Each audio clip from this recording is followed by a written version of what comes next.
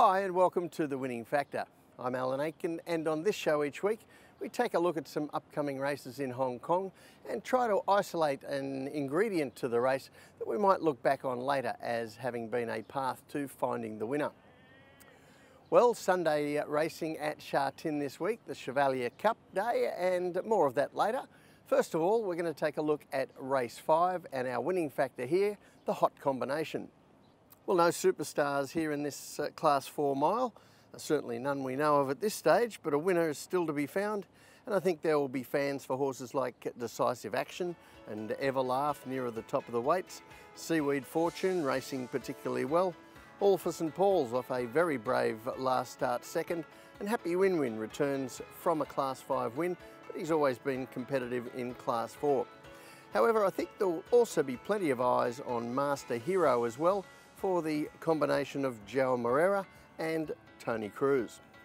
And I'm going to show you why in just a moment. Of course, Moreira at the moment, a runaway leader in the jockey's title race, and obviously a jockey that a lot of punters like to follow. But there are a few do's and don'ts, and we're going to have a look at, I guess they're more the do's than anything else on this graphic. And what you see here is Moreira's partnerships, his top 6 trainer combinations this season. Quite meaningful even at this stage, as we are a quarter of the way into the season now. And Moreira ahead of market expectations with all of them, and some terrific strike rates there as well. A word of warning as we go forward, normally he has more rides and more winners for John Size than anyone, but does not beat expectations longer term, so that figure with Size might not hold up. But where the real gold has been with the Magic Man has been with Tony Cruz, just 12 rides for 5 wins. And the Tony Cruz trained Master Hero made his racecourse debut over 1400 metres 2 weeks ago when Vincent Ho, who's currently suspended, was aboard. Light blue and grey colours, and you see on the inside not the best to begin, and then gets a nice trip through the race on the rails, and rounding the home turn Vincent edges him out looking for clear room. Now around the 300 metre mark you see he has to wait for another horse to improve around him before he gets into the clear, but then he chases down that same horse, beats him home, and in fact beats all but the winner on that occasion.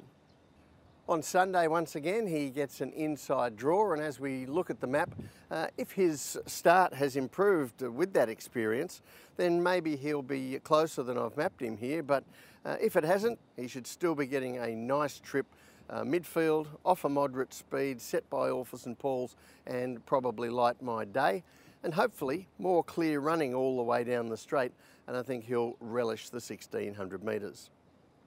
So the tip in race 5, Master Hero. His winning factor, the hot combination.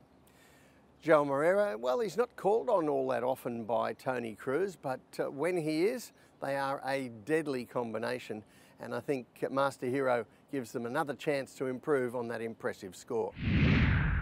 The other race I want to take a look at is race 7, and our winning factor here, the weights. Now this is the day's feature, a Group 1 over 1600 metres, the CHEVALIER Cup, and a quality lineup as you'd expect with the informed Buddies, last year's defending champion in the race, Fast Most Furious, a number of horses coming back from group races including Precious Ship and Super Oasis. But where I want to put the focus is on the horses without the group form yet, Lucky Express and Sky Darcy. Now the CHEVALIER Cup has been around for quite a while in the same format, and in fact at one stage it was the designated lead-up for the Hong Kong Mile, with all of the best milers in Hong Kong taking part.